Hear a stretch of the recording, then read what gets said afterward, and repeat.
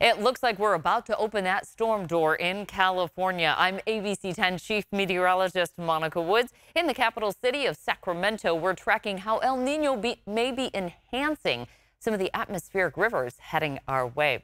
Well, let's dive into it, and you can see with the timeline here how we're going to basically have dry weather. And we've been in this stretch of not a whole lot of rain heading our way into the month of December. And a lot of folks have been asking, I thought this was this brewing super El Nino. What's happened? We haven't had that big punch of moisture come through. Well, that is about to change. By the time we get to 1 week from now, on December 7th, that's 17th, I should say, we're starting to see a low forming off the coast with a nice subtropical tap. And it looks like a signature atmospheric river heading into California. So we have a little ways to go until we get there, but this is the time to prepare now. So many leaves are falling. We've got some clogged storm drains and things like that. It's just nice to have a heads up when we have these bigger rain events heading our way. Here's a reason why we like to give kind of a bigger lead time, especially when we start to see multiple atmospheric rivers in the pipeline. The Center for Western Weather and Water Extremes, CW3E, came out with a research that shows that atmospheric rivers bring 25 to 50% of the water supply to much of California. They're the main cause of flooding, but the absence of them also is the main reason for our drought. They can carry about the same amount of water as 20 Mississippi rivers. And that's why it's so critical that we keep the timeline on this with enough heads up to prepare for the potential for flooding. Now, here's a wrap of what we saw last year when we had one of the wettest winters on record for most of California, the wettest for the Southern Sierra. The main exceptional atmospheric river started on December 27th, and it actually headed just a little bit farther north of the border here, mostly into Oregon. But then multiple atmospheric rivers started to head our way. One of the bigger ones was actually New Year's Eve, took down a lot of trees in the parts of the Sacramento region, and a lot of rain started to head our way, as well as snow for this year. And that's what started to pile up, ending the season with the wettest on record for parts of the Southern Sierra and Central Sierra, one of the wettest and snowiest for the Northern Sierra.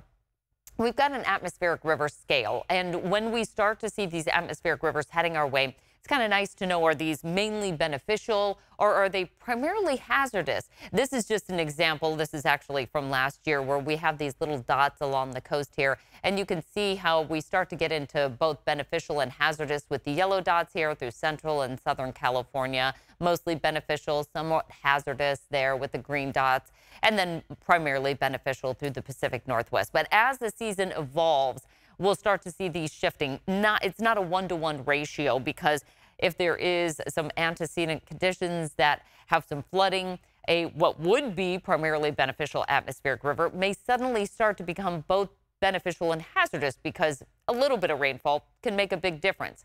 Now, let's tie in El Nino and how that may be part of the factor when we consider the upcoming atmospheric river events. A strong El Nino is brewing, potentially into that super category. We're going to get the newest outlook for this in about the next day or so. So what we saw with the weather models coming together was this was going to be peaking primarily into our December, January, and then start to fall off here, potentially into back to a La Nina phase by the time we get to next season, with a 35% of the chance of as strong as 2015, 2016. And that got big headlines, especially because those strong and super El Ninos tend to deliver a pretty big moisture content. Again, just zooming in a little bit closer, here's the timeline right here. November, December, January is about when we were expecting this to peak, and pretty much staying in the same threshold there into December, January, February. When we have those weaker trade winds, what happens is that warmer water backs into much of Central America and South America. And so we get a wetter than average, statistically speaking, Central and Southern California, warmer than average, by the way, for the Pacific Northwest. It can be warmer than average for parts of California, but that's not the key signature that we see. It's mostly a Southern California wetter than average, but it can have global impacts. In fact, this is a global weather phenomenon with El Nino and La Nina as well. We have areas that are drier than average, and warmer than average, and again, there's the Pacific Northwest right there, just kind of looking at the globe.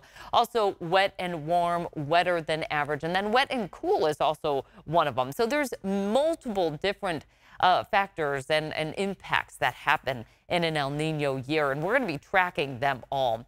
In weak El Nino events, we've had multiple. That's when the threshold of the sea surface temperatures are 0.5 to 0.9 degrees Celsius warmer than average. When we get into 1 to 1.4 degrees Celsius warmer than average, we have moderate El Nino events. And you can see there's a lot of years where we have El Nino events. They just don't get the big headlines is the strong and super El Ninos. And I'll focus on that super El Nino right here, where we're 2 degrees Celsius warmer than average. That happened in 82, 83, 97, 98, and then 2015, 2016. It's not the same every single year, though.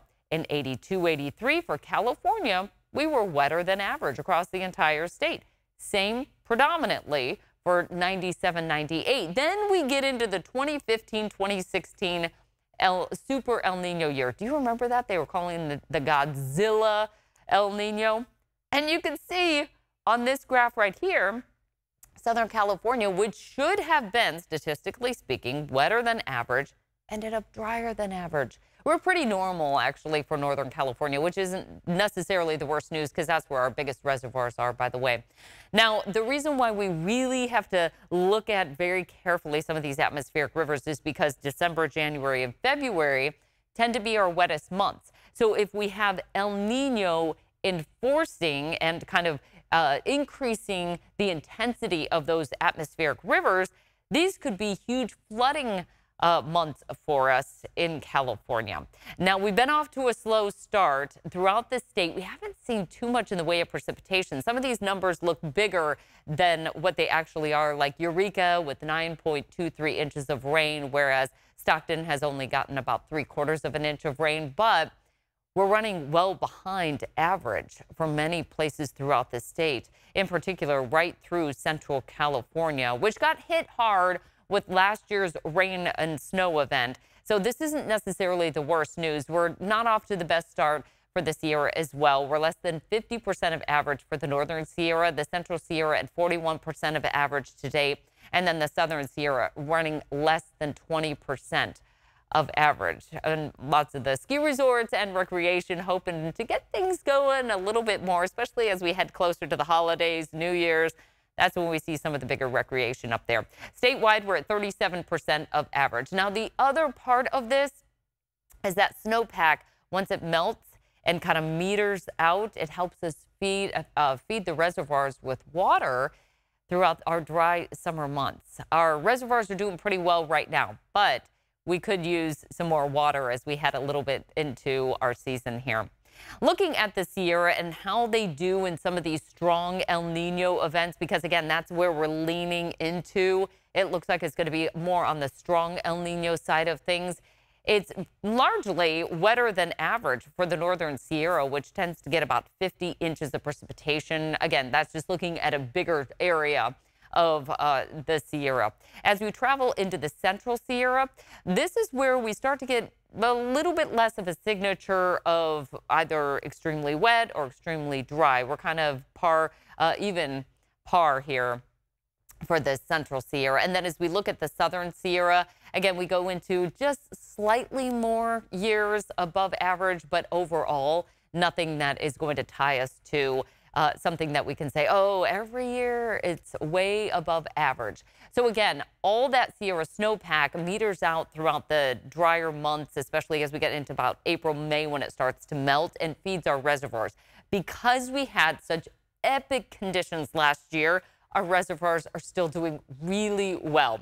We're at 122% of average for Shasta, which is our largest reservoir in the state. Not far behind it, Oroville at 130% of average. That's just a little bit smaller than Shasta, but again, still well above average. Folsom at 120% of average. The reason why we look at Folsom is because that has huge impacts for much of a big population coming into Sacramento, 48% full right now. So everything looks kind of full, but they're well above average. New Melones at 150% of average, Don Pedro at 120, and then San Luis at 103% of average. So given that we're off to this dry start, many folks are wondering, ooh, is that having an impact on our drought? At this point in the year, we're not going to see too big of impacts because they're considering where do the reservoirs stand, how was our groundwater doing, and what kind of water did we have last year. And given that last year was such a big year, 96% of the state is still not in any drought category, and just 3.67% of the state is in abnormally dry conditions. No moderate, severe, extreme, exceptional drought. Once we get into past those bigger, wetter months that we see, say April, May, if we don't start to see things pick up, then we'll start talking bigger drought conditions. So the precipitation forecast, again, this is coming from the CW3E, was showing that, well, yeah, we're not expecting the biggest outlook here for November, December, January, but January, February, and March, it looked like things were going to start to pick up, at least from their weather modeling. And it looks like that's exactly what the Climate Prediction Center is showing too. Likely warmer.